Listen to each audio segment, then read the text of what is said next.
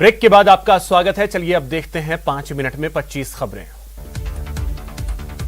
मुंबई में भारी बारिश से जनजीवन अस्त व्यस्त हुआ है। बारिश के कारण कई जगह पर मकान ढहने से 20 से ज्यादा लोगों की मौत हो गई। मुंबई में हुए हादसों में मरने वालों के परिजनों को पीएमएनआरएफ से 2-2 लाख रुपए के मुआवजे का ऐलान किया गया है। वहीं घायलों को भी 50,000 रुपए की सहायता राशि दी जाएगी।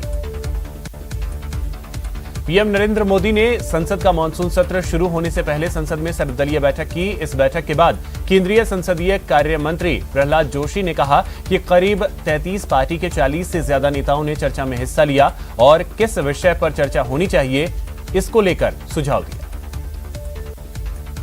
संसद का मानसून सत्र कल से शुरू होने जा रहा है। यह संसद का मानसून सत्र 13 अगस्त तक चलेगा। इस दौरान 2 वित्तीय विधेयक सहित 31 विधेयक पेश किए जाएंगे।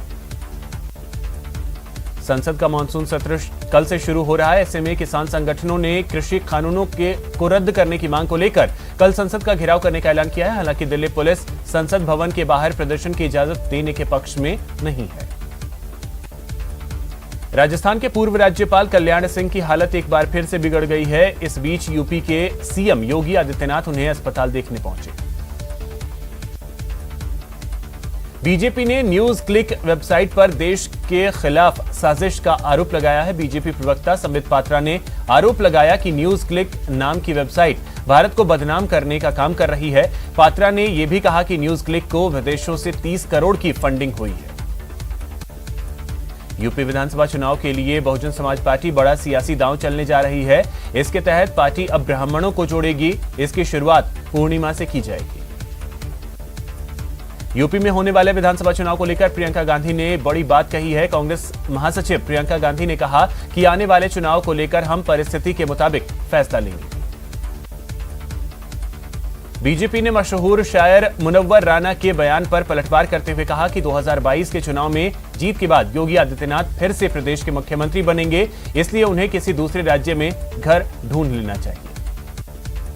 उत्तराखंड और यूपी के बाद अब राजधानी दिल्ली में भी कांवड़ यात्रा पर रोक लगा दी गई है। सरकार द्वारा फैसला लिया गया है। कोरोना को देखते हुए दिल्ली में कांवड़ यात्रा पर रोक लगाई गई। भीलवाड़ा में जैन आचार्य महाश्रमण का चातुर्मास रविवार से शुरू हुआ। इससे पहले पंजाब के राज्यपाल वीपी सिंह ने जैन आचार्य से मुलाकात की और उनका आशीर्वाद लिया।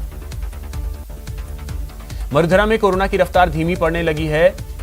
बीते 24 घंटे में 26 नए केस सामने आए। 5 केस राजधानी जयपुर में सामने आए।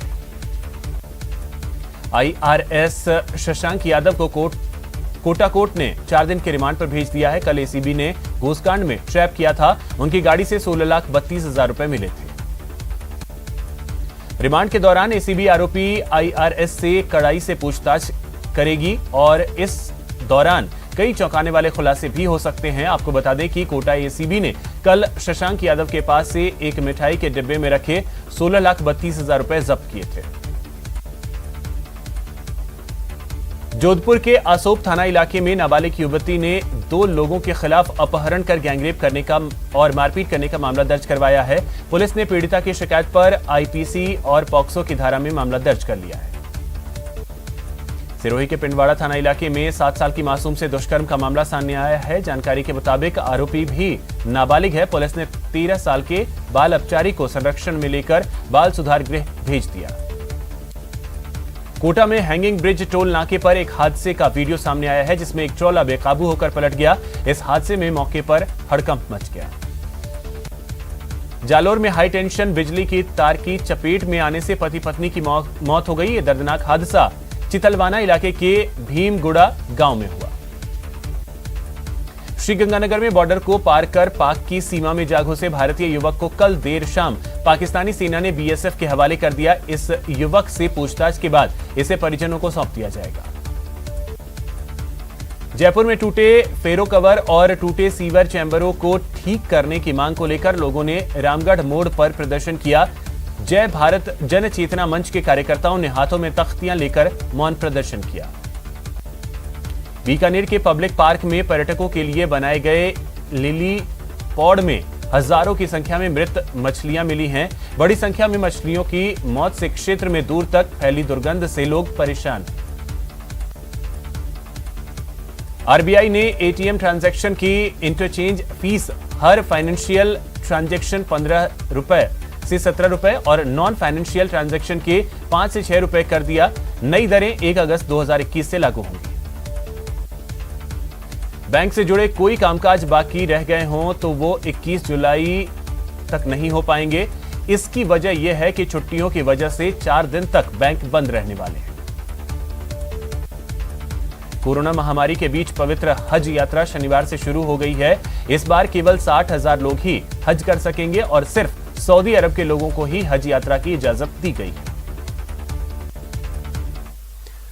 बड़ी खबर आपको बता दें, अलवर एसीबी